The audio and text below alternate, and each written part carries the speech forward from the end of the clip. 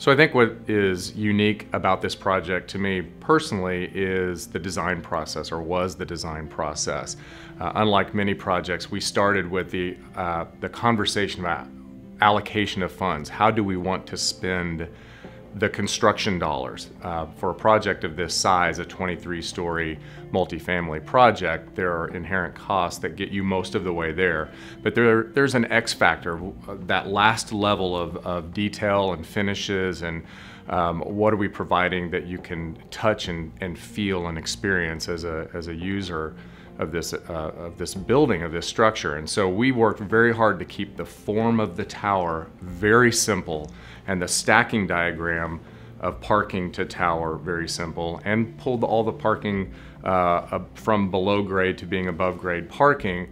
Also, that economic savings that we've realized could be applied to a more elegant skin solution and higher level of finishes on the interior and greater public spaces. The amenity deck has 2 different environments with many sub-environments, and the fitness center. So the simplicity of the design resulted in an elegance that was very important to us.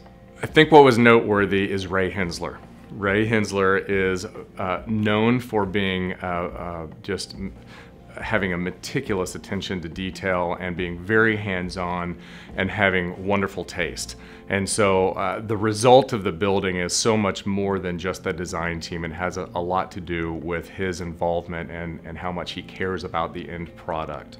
I think that this project is important to the Gulch because it expands what is already vibrant in this neighborhood that is so hot right now, but it expands it geographically up to Demonbreun along 12th.